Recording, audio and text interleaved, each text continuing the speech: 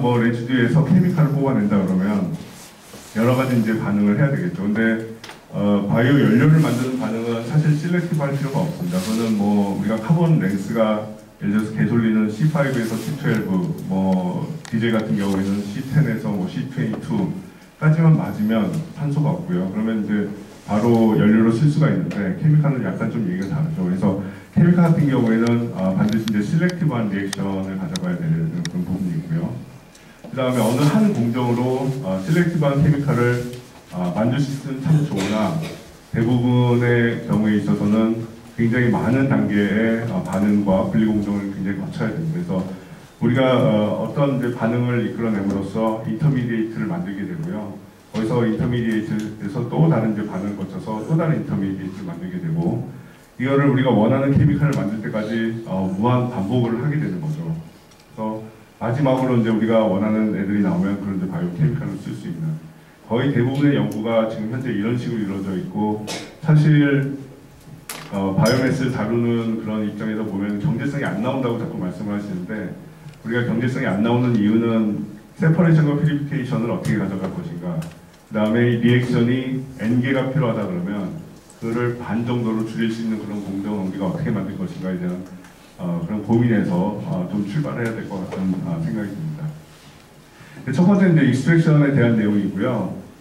사실 이 내용은 이제 신선준 교수님께서 좋은 샘플을 주셔서 저희가 아센잔틴을 그 마이크로알지에서 아센잔틴을 잘 이끌어낼 수 있는 그런 이제 공정을 연구를 하기 시작했고요. 제가 맨 처음에 고민한 것 중에 하나는 이렇게 이제 헤마토포스가 프리아밀리스가 있으면 얘네들이 이제 빨간 애들을 만들 때는 굉장히 셀월이 굉장히 단단해지게 됩니다. 그래서 이 단단해진 셀월을 어떻게 잘 파괴할 것인가에 대해서 조금 물론 많은 사람들이 이미 연구를 했지만 그에 대해서 좀 먼저 쳐다봐야겠다는 생각이 들어서 연구를 수행을 했습니다. 그래서 여러 가지 이제 방법들이 존재를 하게 되는데요. 여러분들이 상상하는 모든 방법들을 다 사람들이 이미 썼다고 생각하시면 될 것 같습니다. 그래서 뭐 메케니컬한 방법, 뭐 케미컬한 방법, 뭐 서머하는 방법, 아니면 뭐 바이올로지컬리 우리가 이제 뭐 엔자임을 넣어서 이끌어내기도 하고요.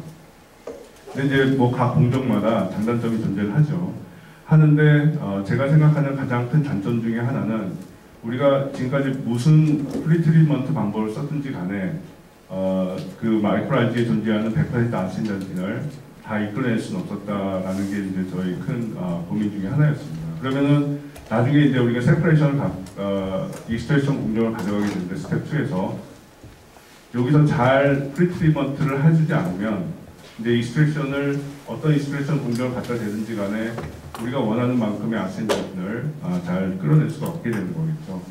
그래서 이런 이제 세퍼레이션 공정에 있어서 우리가 전처리 공정을 어떻게 좀 고민을 해봐야 되지 않을까라는 생각으로 이제 연구를 진행을 했었고요. 그래서 저희가 생각했던 것 중에 하나는 우리가 이제 마이크로알지가 있으면 뭐 아시는 분은 아시겠지만 걔들이 보통 이제 물에서 자라기 때문에 다 젖어 있거든요. 젖어 있는 애를 갖다가 이제 물을 다 증발시키기 위해서는 굉장히 많은 에너지가 소모가 되겠죠.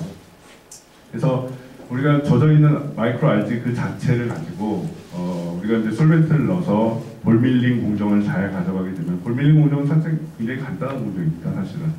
근데 이제 볼밀링 이 장비가 이렇게 이제 저희가 갖고 있는 장비를 이렇게 보여드렸는데 일반적으로 볼밀링 장비 여러분들 뭐 랩에 가지고 계시면 아시겠지만 굉장히 저가서부터 굉장히 고가까지 다 존재를 하는 거고요. 이렇게 이제 모든 걸 다 컨트롤할 수 있는 그러니까 볼밀링 할 때 뭐 스피드라든지 아니면은 뭐 에어 컨트롤을 한다든지 아니면 거기서 뭐 인바이러먼탈 컨트롤을 할 수 있는 장비들은 사실 많지는 않습니다.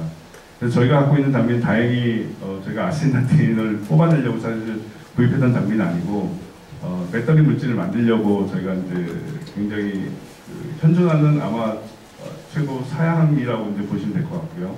그래서 그런 장비를 이용해서 굉장히 저온에서 25도씨에서 볼밀링을 잘 수행을 했더니 결론적으로는 이제 빨간 애들이 아센잔틴이고요. 빨간 애들 다 뽑아내면 이렇게 이제 빨간색이 더 이상 없어지는 것을 봐서 우리가 이제 100% 아센잔틴을 다 끌어냈다는 것을 알 수 있고 그다음에 셀 월들이 이렇게 잘 파괴됐다는 걸 알 수 있습니다. 그래서 굉장히 간단한 컨셉인데도 불구하고 사람들이 아직까지 요거를 안 했다는 거에 대해서 조금 놀라웠던 그런 이제 기억이 있습니다. 그래서 이런 이제 굉장히 간단한 공정으로도 그 존재하는 아시던티를 100% 다 끌어낼 수 있다, 이렇게 이제 말씀드릴 수가 있고요. 그래서 보통의 이제 여러분들이 갖고 있는 그런 일반적으로 사람들이 갖고 있는 그런 볼밀링 장비로 프리트리먼트를 하게 되면 솔벤트가 없는 상태에서 얘들이 이제 크게 보면 이제 두 가지 문제점이 있는데요. 서로 간에 이렇게 뭉치는 문제점. 이게 뭉치는 이유는 마이크로 RG 내에 우리가 아신던틴 말고도 이제 리피드가 존재하기 때문에 리피드가 나오면서 서로 간에 이제 소위 말해서 떡처럼 이렇게 되는 그런 문제점이 있고요. 그다음에 볼에 이렇게 코팅이 되는 문제점, 그다음 볼 벽에 이렇게 이제 코팅이 되는 문제점들이 있습니다. 그래서 이렇게 만약 코팅이 된다 그러면 우리가 원하는 애들을 다 끌어낼 수가 없는 그런 이제 전처리 공정이 되겠죠. 그 대신에 이제 원하는 솔벤트를 넣고 볼밀링을 했을 때 이렇게 굉장히 그 빨간 애들 다 끌어낼 수가 있고요. 나중에 이제 와싱을 하게 되면 굉장히 이제 볼벽이 깨끗하게 100% 그 빨간 아시던틴을 다 끌어낼 수가 있습니다. 그래서 보통의 이제 논문들에 보시면은 이렇게 우리가 뭐 이런 식으로 볼밀링을 해서 속실렛을 했더니 뭐 요만큼 나오더라 이렇게 해서 이제 사람들이 많이 발표를 합니다. 근데 저희는 이제 그러지 말고 투 스텝이 아니고 그러니까 전처리하고 속실렛이 아니고 우리가 이제 볼밀 장비 내에서 완팟으로 바로 이제 아시던틴을 끌어냈는데요. 뭐 제가 이제 이 숫자를 여러 번 이제 계신 이제 홍민희 박사께 이제 여쭤봐서 이만큼의 아시던틴이 아마 그 시어레티컬한 맥시멈이다라고 이제 알고 있고요. 그러니까 저희가 이제 끌어낸 그런 아시던틴 양도 이제 시어레티컬한 맥시멈한 그런 이제 양을 끌어낼 수가 있었습니다. 리피드 같은 경우에도 한 45% 정도 이렇게 이제 끌어내는 그런 결과가 있습니다. 지금은 그거를 좀 더 정교하게 보고 있는 그런 일들을 하나 하고 있고요. 그 다음에 요거는 이제 DM이라고 디메틸리서라고 아신던틴을 이제 초인계 입체로 끌어내는 방법은 크게 보면 두 가지가 있는데 초인계 이산탄소로 이용을 해서 아신던틴을 회수하는 방법이 있고요. 그 다음에 이제 디메틸리서 같은 경우에는 아신던틴에 대한 솔루빌리티가 굉장히 좋기 때문에 걔네들을 끌어낼 수 있는 장비를 구축을 해서 향후 연구를 더 수행을 하고자 합니다. 이 내용은 약간 좀 다른 내용인데 서브크리티컬 워터 익스트랙션이라고 요거는 이제 약간의 고온고압수를 이용을 해서 그 안티 캔서가 에이전트가 굉장히 많은 삼체 뿌리입니다. 삼체 뿌리고요.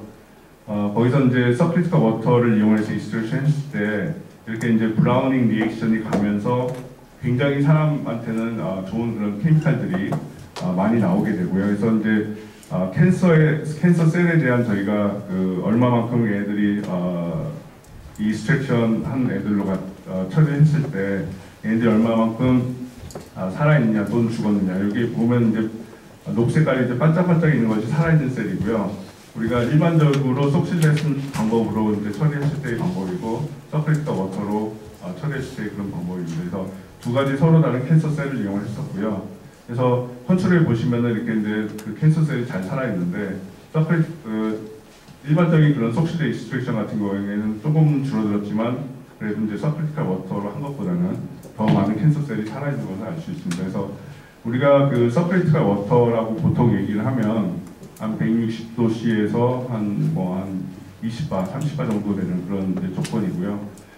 그런 조건에서 이끌어낸 그런 익스트랙션 리퀴드가 이렇게 이제 그 레디칼에 대한 스캐빈지 이펙트도 일반적인 이제 서브크리티컬 워터보다 더 좋은 걸 알 수 있습니다.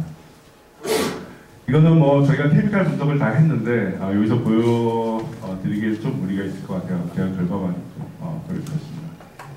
초인계 유체는 뭐 여러분들 물리화학 시간이나 뭐 연력학 시간에 약간은 조금 들어봤었을 텐데요. 우리가 뭐 일반적인 그러니까 모든 유체는 다 이제 초인계 유체가 될 수 있고 소위 말해서 이제 인계점 이상의 온도와 압력의 유체로 이제 우리가 표현을 하는 거죠. 근데 이제 그 중에 좋은 것 중에 하나가 초인계 유체 이제 운동성이 기체하고 굉장히 비슷하고요. 그 다음에 이게 초인계 유체 모레큘들이 이게 세네 개가 몰려다니면서 솔루빌리티가 액상과 같은 솔루빌리티를 가지고 있습니다. 그래서 여러 가지 온도와 압력을 조절함으로써 우리가 이제 여러 가지 물성들을 다 조절할 수가 있고요. 그다음에 초인기 유체는 이제 서비스 텐션이 없기 때문에 이 서비스 텐션이 없다는 그 이유 하나만으로도 나중에 좀 보여드리겠지만 상업화가 된 그런 예가 있습니다. 물 같은 경우에는 아까 이제 서플레이트가 워터가 뭐 우리가 일반 상온상압 물에서는 용해가 안 되는 애들이 서플레이트가 워터 상태에서는 예를 들어서 뭐 한 300도씨 정도에서는 다이렉트릭 컨스탄트가 일반 상온상압 상태의 물은 80인데 걔들이 한 20이나 30 정도로 떨어지게 됩니다. 그 얘기는 곧 서브크리티컬 워터는 아세톤과 같은 그런 이제 솔루빌리티를 갖고 있다, 이렇게 이제 이해를 하시면 되고요.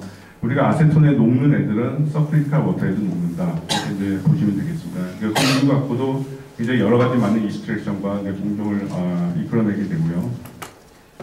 그 다음에 그렇기 때문에 이제 이런 뭐 하이드로카본 같은 경우에 일반 상온상압 상태에서는 녹지 않지만 서브크리티컬 워터 상태에서는 뭐 연락할 시간에 배우셨겠지만 이제 이 라인 이쪽에 있는 것들이 이제 녹는 그런 표현이고요. 이 라인 이쪽에 있는 게 이제 안 녹는 그런 이제 표현입니다. 그래서 이게 이제 크리티컬 포인트고, 크리티컬 포인트 이상에서는 이런 애들이 다 하이드로카본들이 다 녹게 되고요. 그 다음에 이제 가스도 크리티컬 포인트 이상에서는 다 녹게 된다. 그러니까 가스도 다 녹고 우리가 원하는 그런 이제 그 용질들도 다 높기 때문에 우리가 반응을 하던 익스트랙션을 하던 원 페이스에서 그 매스 트랜스퍼 리미테이션을 최소화하면서 우리가 할 수 있다라는 그런 이제 큰 장점이 있습니다. 그래서 이건 이제 비디오긴 한데요. 가장 잘 표현을 해줄 수 있는 그런 물을 가장 잘 표현할 수 있는 어떻게 보면 이제 굉장히 좋은 비디오 중에 하나인데, 그래서 여러분들 이쪽에 보시는 것이 이제 일반 상온상압 상태에서의 물이고요. 하이드로젠 본딩이 있기 때문에 얘들이 서로 다 연결이 되어 있고 움직임이 굉장히 적죠. 대신에 여기서 보시는 이 그림이 물 분자가 한 두세 개 정도 이렇게 뭉쳐다니면서 굉장히 빠른 움직임을 볼 수가 있습니다. 그래서 아까 이제 그 서비스 텐션이 없다고 말씀을 드렸는데, 여러분들 이제 그 핸드폰을 쓰시는 것 중에 갤럭시 그 S9 이상에서는 삼성전자에서 사실 요 공정을 쓰고 있습니다. 그래서 제가 캐시했을 때 같이 한 일이긴 한데요. 우리가 이제 반도체 공정에 있어서 선폭이 굉장히 작아지면서 20나노 이하의 우리가 소위 말해서 25나노 노드라고 보시는데요. 그 이하의 그런 제너레이션에 있어서는 우리가 뭘 하든지 간에 다 이렇게 뭉쳐지는, 그러니까 물로 나중에 이제 세척을 하게 되는데, 물로 세척을 할 때 이후에 이제 우리가 물을 증발하면서 이렇게 다 뭉쳐지는 그런 이제 문제점들이 있어 왔습니다.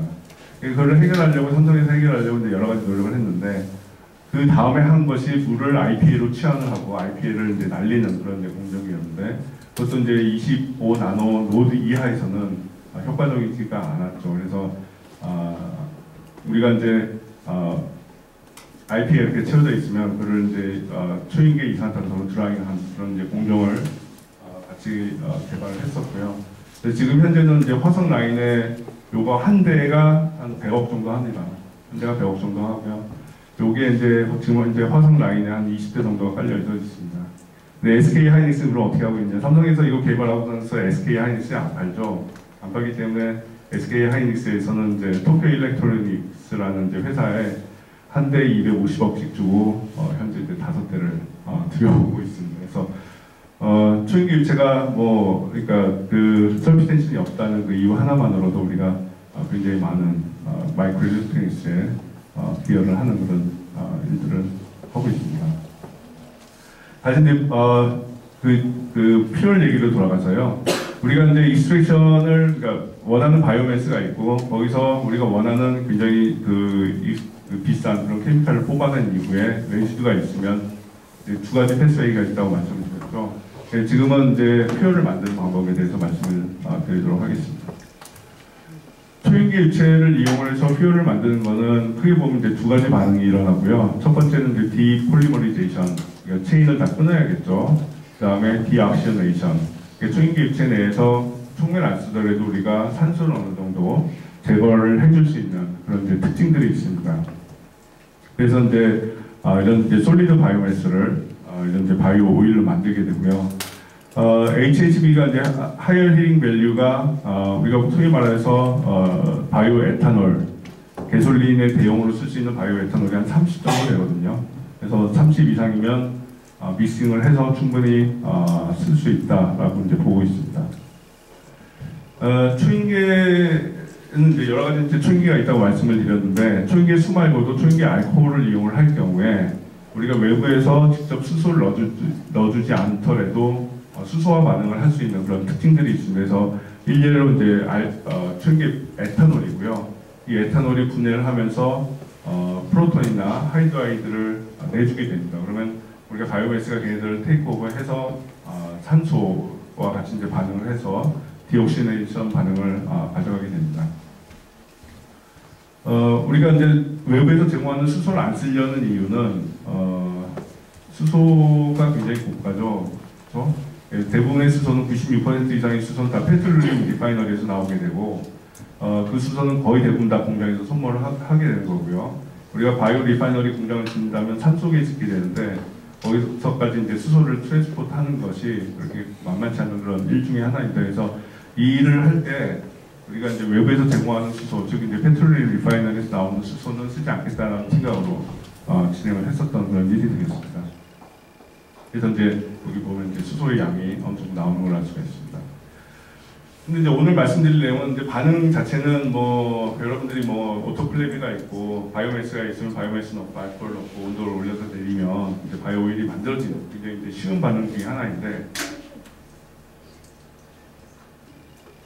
반응을 한 이후에 우리가 어떻게 이제 세퍼레이션을 가져갈까 하는 이제 고민이 있습니다.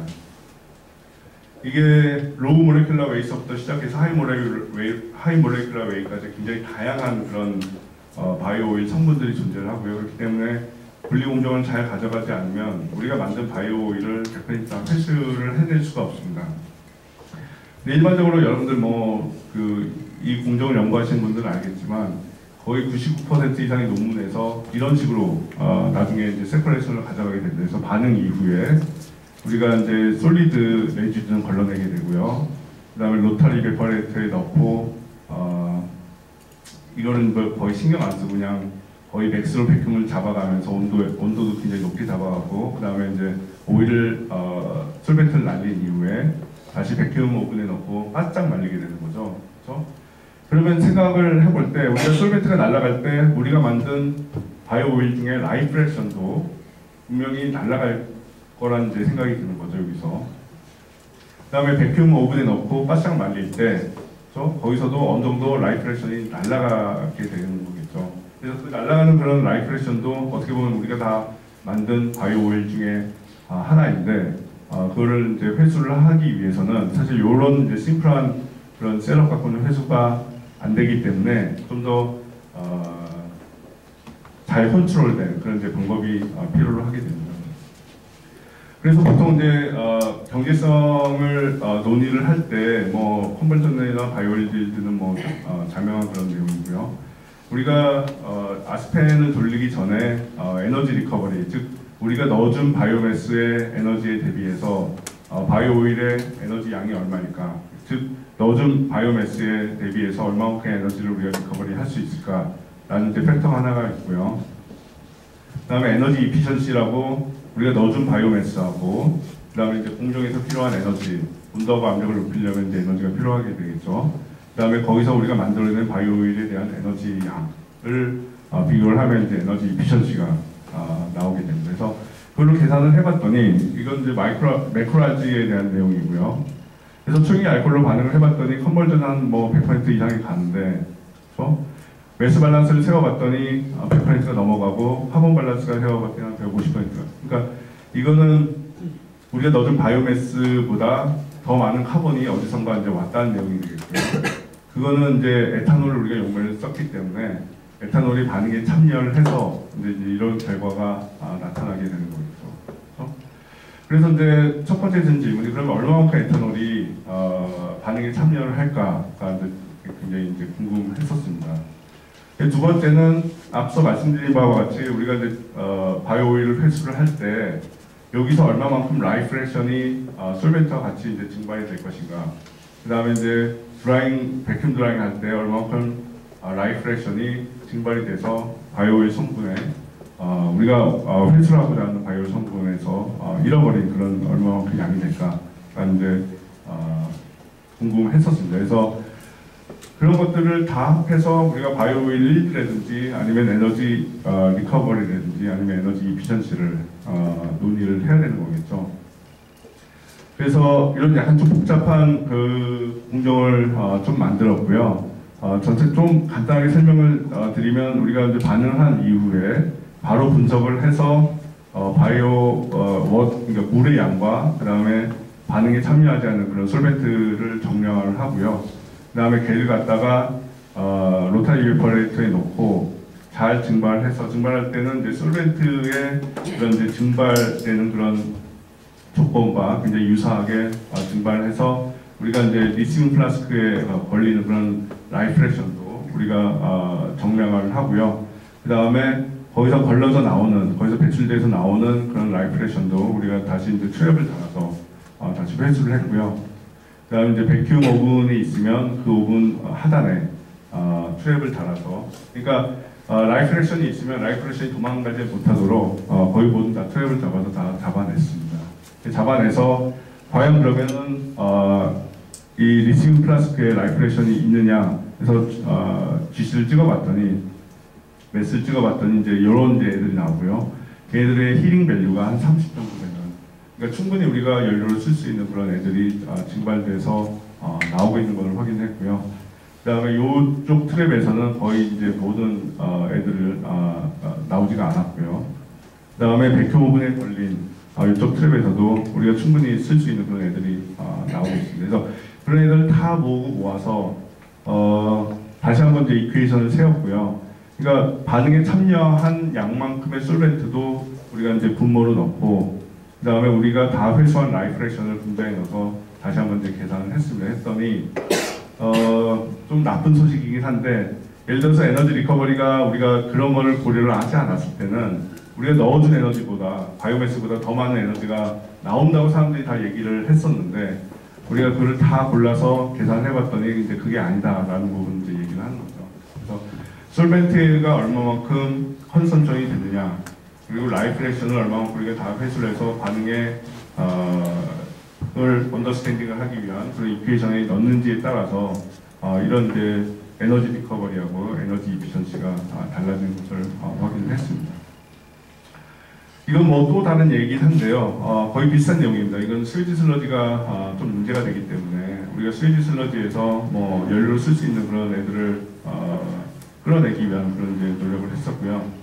그래서 이제 반응을 해봤더니 메탄올 같은 경우에는 메탄올하고 에탄올하고 물 같은 경우에 다 컨버전이 한 90% 정도 되는 걸로 봐서, 그러니까 스웨지 슬러지 내에 존재하는 유기물 중에 한 90%는 다 이제 컨버전이 되는 거겠죠. 근데 이제 우리가 회수할 수 있는 바이오 오일 양은 메탄올 같은 경우에는 50%, 에탄올 같은 경우에는 한 90% 이상. 그다음에 사실 물로 반응하는 것이 가장 좋긴 한데, 왜냐하면 스위즈 슬러지 내에 한 80% 이상이 물에 포함이 되어 있기 때문에 그 물을 증발하지 않고 바로 반응 용매를 쓰는 것이 가장 리즈너블한 그런 초이스긴 한데, 우리가 이제 반응은 잘 되나 리커버리 할 수 있는 바이오 오일 양은 굉장히 이제 적게 되는 거겠죠. 그래서 이런 데이터들도 사실 여러분 논문 찾아보면 거의 대부분 다 이런 식으로 이제 발표를 합니다. 근데 한 가지 궁금한 것 중에 하나가, 그러면은 우리가 분류 공정을 잘 디자인을 하면 이렇게 이제 우리가 리커버리 할 수 있는 그런 애들을 다 끌어낼 수 있을까라는 것이 이제 좀 궁금했습니다. 그래서 이제 스위스 슬러지 반응 같은 경우에는 아까 말씀드린 그런 이제 분리 공정보다는 좀 더 정교하게 여러 가지 이제 달았고요. 달아서 결론적으로 말씀드리면 헤비 프랙션 한 바이오 오일, 그다음에 라이트 프랙션 한 바이오 오일, 그다음에 소위 말해서 사람들이 말하는 미디움 프랙션 한 그런 바이오 오일. 그러니까 프랙션마다 다 헤비한 거, 라이트한 거, 미들한 거를 다 끌어낼 수 있는 그런 이제 공정을 구축을 했고요. 해서 보니 물론 이제 반응한 이후에 이제 이렇게 나오고, 걔네들이 분리하는 거에 따라서 라이프 액션은 먼저 이제 증발이 되기 때문에 라이프 액션을 트랩을 잡아서 보고 그 다음에 미디움 프렉션을 봤더니 얘들을 합치면 이제 요 크로마토그램이 되는 거겠죠. 그래서 이제 다시 한번 우리가 공정을 분석을 해봤더니 우리가 이제 초인계 물로 썼을 경우에 라이프 액션이 한 요 정도가 되고요. 미디움 프렉션을 우리가 회수를 한 거고요. 그 다음 헤비 프렉션도 회수를 했습니다. 그래서 앞서 보통의 이제 사람들이 얘기하는 20%의 바이오 오일 일드가 아니고 바이오 오일 일드도 한 80% 이상 가는 그런 이제 공정을 구축을 했고요. 그렇기 때문에 우리가 그 스웨이지 슬러지 내에 어차피 존재하는 물을 이용을 해서 반응을 해도 충분히 잘 공정을 만들 수가 있겠구나 라는 이제 생각을 했습니다. 그래서 이 일은 사실은 여러분 보시는 이 그림이 이제 제주도에 있는 중류 화력발전소고요. 이 화력발전소에는 이제 석탄을 떼우는 것이 아니고 중류를 떼우고 있었고요. 요게 이제 퍼니스가 이제 두 개가 있는데 그 중에 하나는 100% 바이오 오일을 지금 이제 떼우고 있고요. 나머지 하나는 그 페트롤리움 리파이너리에서 나오는 이제 중류를 떼우고 있으면서 이제 서로 비교를 하고 있습니다. 그래서 여기서 떼우는 그런 바이오 오일은 인도네시아에서 바로 직수입한 그런 팜유가 되겠고요. 그러니까 우리가 이제 일반적으로 이제 식용으로 사용하는 그런 애들을 갖다가 여기 이제 배가 될 수 있는 그런 공정이 있고요. 그래서 바로 이제 파이프라인을 대서 여기서 떼우고 있습니다. 그래서 그런 이런 이제 발전용 연료로 쓰기 위해서 저희가 이제 연구를 수행을 했었고요. 그래서 이제 그거를 테스트하기 위해서는 뭐 CFT를 돌려서 뭐 연전단을 좀 봐야 됐었고, 그래서 충분히 우리가 만든 이제 바이오오일을 넣어도 연전단이 잘 되는구나라는 것을 이제 확인을 한 이후에 저희가 이제 스케일업을 하려고 한 2년 전까지 열심히 노력을 했는데 뭐 일을 좀 이어가고자 합니다. 리그닌 같은 경우에는 약간 좀 더 다른 내용이긴 한데 혹시나 여러분들 리그닌을 연구를 하고 있는 이제 학생이나 이제 교수님들이 계시면 리그닌 같은 경우에는 우리가 CO 본딩이나 CC 본딩이 어떻게 되어 있는지를 먼저 아는 것이 중요하고요. 그래서 이 리그닌 같은 경우에는 GS 카텍 여수에 있는 그 GS 카텍스 공장에서 저희가 이제 얻어온 그런 리그닌이고요. 걔네들 갖다가 CO 본딩이 얼마만큼 있는지를 알아내는 방법은 여러 가지가 있는데 그 중에 한 가지 방법이 이제 나이트로벤젠 옥시데이션이라는 그런 이제 방법이고요. 그래서 그런 방법으로 CO 본딩이 얼마만큼 있는지를 알아냈더니 한 6% 정도. CO 본딩은 여러분들 CC 본딩보다 훨씬 깨기가 쉽습니다. 그래서 CO 본딩 같은 경우에는 뭐 촉매를 쓰거나 안 쓰더라도 한 300도까지 올리면 CO 본딩이 끊어져서 우리가 원하는 이제 단량체를 얻어낼 수가 있고요. CC 본딩 같은 경우에는 굉장히 깨기가 힘들죠. 그렇죠? 그래서 CO 본딩이 얼마만큼 있는지를 알아내는 것이 굉장히 중요합니다. 그다음에 여러분들 이제 그 시금 알드레치에 살 수 있는 크래프트 리그닌 같은 경우에는 CO 본딩을 끊어냄으로써 우리가 얻을 수 있는 모노머의 양이 한 11%. 오크우드 같은 경우에 이런 방법을 쓰게 되면 한 29% 정도. 그러니까 이제 이 얘기는 우리가 디리그니피케이션 할 때 CO 본딩이 끊어지면서 다시 한번 CC 본딩으로 가는 그런 이제 내용이 되어 있고요. 그런 것들은 논문에 잘 정리가 되어 있습니다. 그래서 그런 리그닌을 갖고 굉장히 깨기 힘든 리그닌을 가지고 우리가 이제 반응을 수행을 했었고요. 그래서 에탄올과 이제 포밍 액시드를 첨가되어 썼었고, 요 정도 1시간 정도 반응에서는 한 10%의 에탄올이 콘선트레이션이 되는 거고요. 그 다음에 37%의 모노머를 이끌어낼 수 있었습니다. 그러니까 앞서 말씀드린 바와 같이 우리가 이제 예를 들어서 크래프트 리그닌 같은 경우에는 CO 본딩만 끊어냈다면 한 11%가 돼야 되는데 CC 본딩도 끊어냈기 때문에 한 37%까지 갈 수 있는 그런 이제 내용을 보였고요. 이 37%가 지금 현재 사실은 이제 촉매를 쓰거나 안 쓰거나 거의 크래프트 리그닌으로부터 출발하면 세계 최고 수율이라고 이제 말씀을 드릴 수가 있습니다.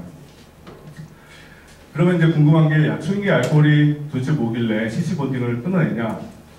그래서 이거 갖고 저희가 그 논문을 제출했더니 굉장히 많은 공격을 받았습니다. 이 논문을 사실 그린 케미스트리 마지막으로 세트가 됐는데 한 2년 동안 굉장히 많은 곳에 서미션을 했었고 굉장히 많은 그런 그 매질을 당하면서 이게 메커니즘 언더스탠딩을 해야겠다는 그 생각에 뭐 NMR도 돌려보고 NMR 같은 경우에는 앞서 말씀드린 내용을 이제 정리를 한 겁니다. 그래서 CC 본딩이 다 끊어졌다. 그러면 CC 본딩이 다 끊어지면 11%가 돼야 되는데 37%가 됐다는 거는 그러니까 CO 본딩이 다 끊어졌을 때 그럼 CC 본딩도 이제 끊어져야 된다라는 이제 내용이고요. 예, 그걸 언더스탠딩을 하기 위해서 이제 그 유니스의 이제 박상 교수님이라고 굉장히 시뮬레이션 잘하시는 분이 있습니다. 그래서 그분한테 막 쫄라서 메커니즘 좀 밝혀달라고 해서 한 내용입니다. 그래서 초인계 알코올 내에서 이런 이제 CC 본딩이 있을 때 얘들이 이제 CO 본딩이고요. 얘들이 이제 CC 본딩인데 충분히 다 끊어질 수 있다라는 이제 내용이 되겠고요. 그다음에 뭐 이건 좀 자세한 내용이긴 한데 그런 메커니즘을 우리가 이제 수소를 발생을 시킴으로써 트랜지션 스테이트를 좀 더 안정화를 해서 우리가 반응을 쉽게 가져갈 수 있다라는 이제 내용이 되겠습니다.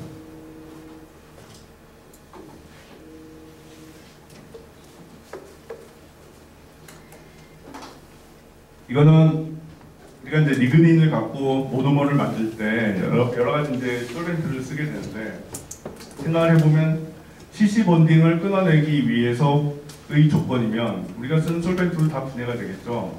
물 이외에는 여러분들이 어떤 솔벤트를 쓰든지 간에 다 분해가 될 거라고 그렇게 생각이 됩니다. 그래서 실제적으로 저희가 이제 반응을 해보면 리그닌이 분해가 되는과 동시에 이제 그 에탄올이나 아세톤 또는 노멀 헬사데칸 같은 경우에도 다 이제 분해가 되는 겁니다. 그러면 리그닌으로부터 우리가 단량체를 회수를 할 때 가장 좋은 용도에는 사실 물이 되겠죠. 그렇죠? 그래서 물을 이용해서 반응을 하면 뭐 어느 정도 단량체를 만들 수 있으나 초인계 에탄올이 만들 수 있는 그런 단량체의 37%만큼 그렇게 끌어내지 못합니다. 그럼 이제 충매가 필요로 하게 되는 거겠죠. 그래서 저희가 뭐 이건 뭐 상업적으로는 크게 의미는 없으나 우리가 물에서 작용하는 리그닌을 디폴리머리제이션 하기 위해서 물에서 작용하는 그런 충매를 설계를 해서요. 이게 그 질소가 도핑이 되어 있기 때문에 물의 좀 분산성이 뛰어나고요. 그 다음에 코발트가 디옥시저네이션 하는 반응이고 징크가 루이스 엑시드의 그런 이제 역할을 해서 우리가 업소션을 좀 쉽게 해줄 수 있는 그런 충매를 디자인을 했습니다. 그래서 뭐 이렇게 이제 그 모델 컴파운드가 있으면 우리가 이제 징크의 루이스 엑시드에 요게 이제 카르보닐 그룹이 업소션이 돼서 이게 디옥시저네이션이 되는 그런 이제 반응이 되고요. 요거 이제 웨팅이 굉장히 뛰어나다 그런 내용이 되겠습니다. 그래서 반응을 해봤더니 이건 이제 크래프트 리그닌으로부터 직접 이제 충매를 써서 저희가 반응을 한 거고요. 반응을 해봤더니 디옥시저네이션 반응도 이렇게 이제 크레오졸이 형성이 되면 나중에 다시 한번 이 산소를 떼어내게 되는 그 반응을 가져가게 됨으로써 저희가 단량체도 많이 만들게 되고 그 다음에 탄산소 반응도 가져갈 수 있는 그런 결과를 보였습니다. 마지막으로 이제 케미칼 부분은 이거는 뭐 충매를 디자인을 해야 되는데 사실 뭐 여기 계신 분들이 전공이 다 다를 거기 때문에 제가 개념만 잠깐 좀 말씀을 드리고 정리를 하고자 합니다. 개념은 이렇습니다. 사실 우리가 셀룰로스가 있던 뭐가 있던 뭐 어떤 그 바이오매스가 있든지 간에 바이오매스 우리가 원하는 바이오매스로부터 우리가 최종적인 그런 예를 들어서 DMF라고 얘기를 하면 DMF로까지 가는 그런 패스웨이는 굉장히 복잡합니다. 사실은 우리가 이제 바이오매스가 있으면 전처리를 해야 되고요. 전처리를 하면 셀룰로스가 떨어지게 되고 거기서 다시 한번 이제 셀룰로스를 다 끊어내는 그런 반응을 가져가야 되고요. 이성화 반응으로 플로톡스를 만들고 하이드로제놀리시스, 하이드로제네이션, 하이드로제네이션 세 가지 스텝을 동시에 이제 가져가게 되는 거고요. 그 다음에 그럼으로써 이제 우리가 원하는 DMF를 만들게 되는 거죠. 각 반응마다 원하는 그런 액티브 사이트들이 다 다르게 되고요. 뭐 브랜스드 엑시티, 루이스 엑시티, 그 다음에 뭐 메탈릭 사이트도 다 존재를 해야 되는 거고요. 그 다음에 이제 이런 부반응을 억제를 하기 위한 그런 이제 충매 설계도 필요하게 되고요. 여러분 보시면 페트롤 리파이너리에서 우리가 어떻게 이런 식으로 해서 뭐 케미칼을 만들지는 않죠. 이렇게 복잡한 반응이 사실은 없습니다. 그렇기 때문에 DMF 요게 이제 그 개솔린 대용으로 쓸 수 있다고 사이언스에 발표가 되었으나 한 10년 전에 아직까지 사람들이 요거를 잘 만들려고 이제 노력을 하게 되는 거겠죠. 그래서 제가 갖고 있는 그런 컨셉은 이게 각 반응마다 역시 이제 또 세퍼레이션이 또 다 각기 다 들어가야 되는 거예요. 저 이제 아시는 분 아시겠지만 분리공정이라는 게 뭐 디스레이션 하면 되지 않습니까? 이렇게 생각을 할 수도 있지만 그게 다 이제 돈 드는 그런 이제 공정이 되겠죠. 그래서 반응과 분리공정을 어떻게 하면 좀 줄일 수 있을까라는 이제 고민을 하게 됐고요.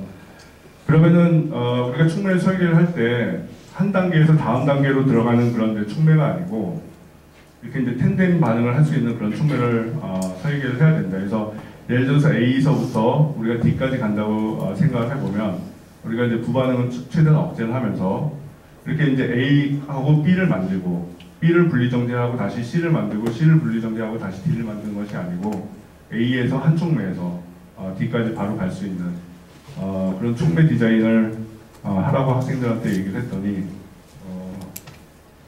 뭐 거의 졸업을 못하는 그런 이제 그런 단계까지 오는 거죠. 그래서 결국은 저희가 이제 오늘 보여드릴 내용 사실 이제 두 가지 이그샘플만 갖고 왔고요. 이런 내용을 계속 연구를 하고 있습니다. 그래서 오늘 말씀드릴 내용은 이제 메틸 락테이트랑 2,5 디메틸 퓨라인인데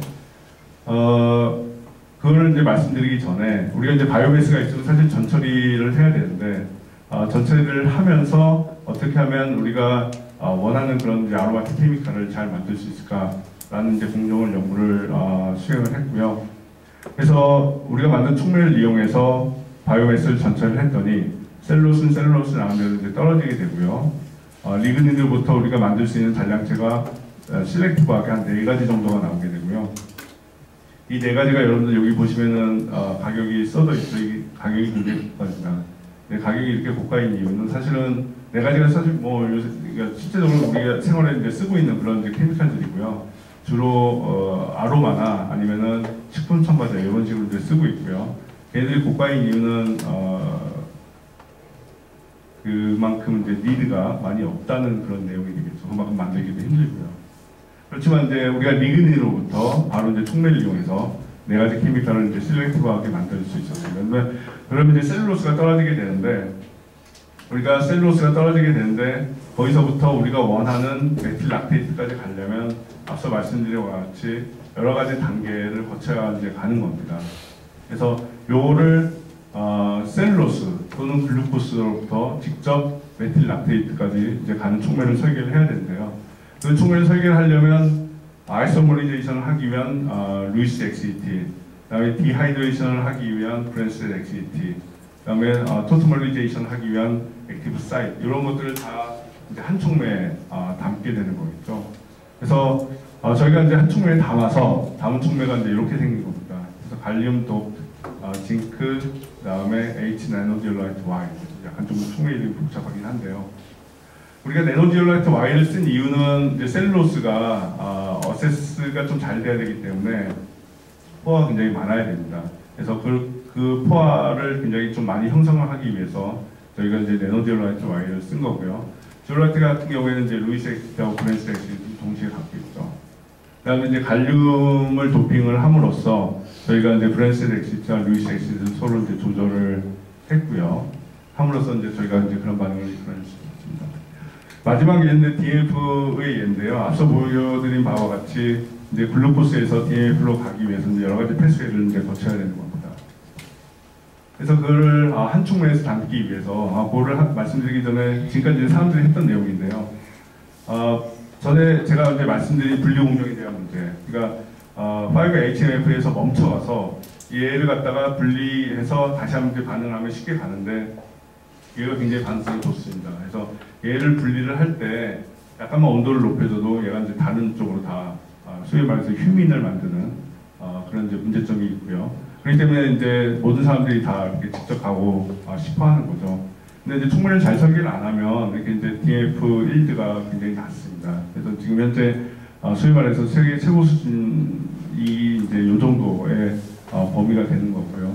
그래서 그런 것들을 좀 극복을 해보고자 저희가 이제 촉매 설계를 했는데 이것도 이제 뭐 어떻게 보면 상업적으로 크게 의미는 없으나 우리가 이제 이런 모프를 가지고 모프에는 사실 저희가 조절할 수 있는 그런 그러니까 루이스 액티비티하고 브랜스 액티비티를 조절할 수 있는 그런 그 룸이 좀 있거든요.